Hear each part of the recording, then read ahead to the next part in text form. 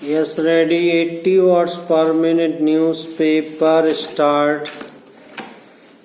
देश में करीब 8.5 करोड़ लोग आयकर रिटर्न भरते हैं, जबकि वास्तविक टैक्स देने वाले केवल 72 लाख लोग ही हैं। इसके उलट एक रिपोर्ट के अनुसार मात्र सन 2021 में 7 करोड़ रुपए से ज्यादा संपत्ति वाले एक साल में 50,000 लोग बढ़े हैं। वर्ष 2021 के एक साल में 10 लाख से 1 करोड़ तक की आय वाले 77 लाख लोग हैं। आर्थिक विषमता के इस दौर में उच्च और उच्च मध्यम वर्ग की कमाई काफी बढ़ी है, जबकि नीचे का बड़ा वर्ग इस लाभ से वंचित रहा है। वेतनभोगियों से जो सरकार टैक्स ले लेती है, लेकिन भारी आमदनी वाला एक बड़ा वर्ग आयकर विभाग की नजरों से दूर टैक्स नहीं देता और ऐसी कमाई को बेनामी संपत्ति और अनुत्पादक आडंबर निष्ठ उपभोग में लगाता है। इसी वजह से ईमानदारी से टैक्स भरने वाले हतोत्साहित होते हैं।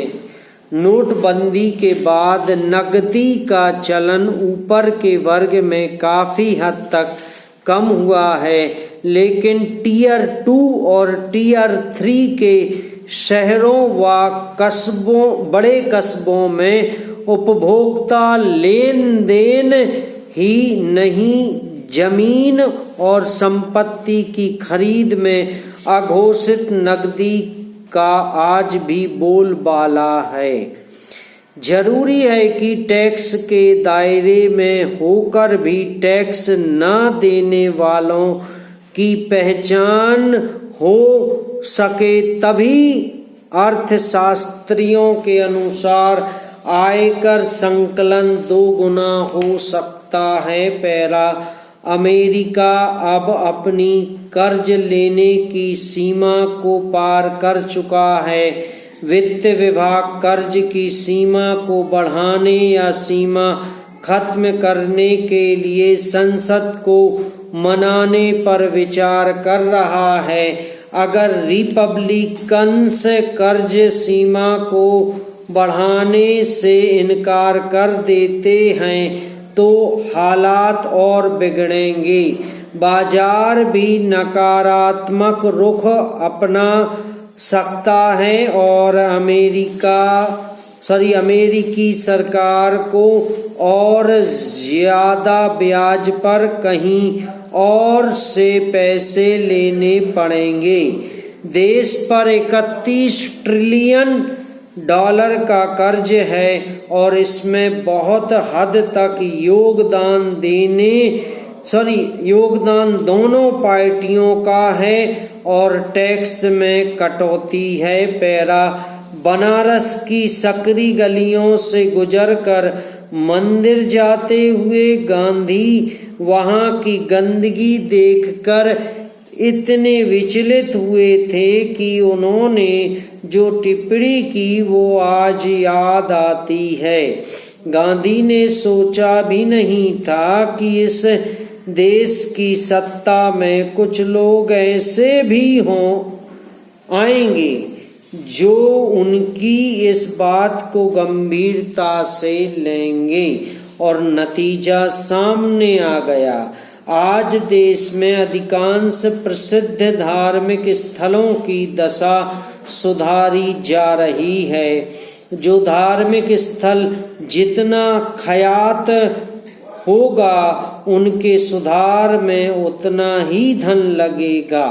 सरकारें अपना काम कर रही हैं, अब जिम्मेदारी भक्तों की है।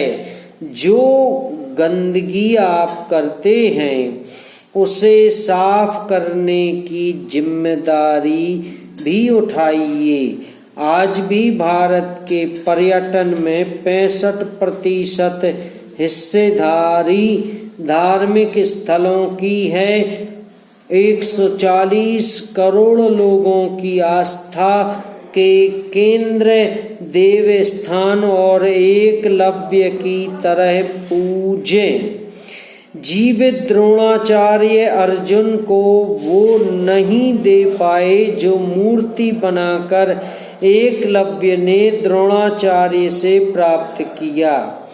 हम अपने धार्मिक स्थलों के लिए एकलव्य की तरह समर्पित हो जाएं और वहां से जो श्रेष्ठ मिल रहा है वो लें। आप कुछ दें या ना दें, स्वच्छता अनुशासन जरूर दें। समाप्त।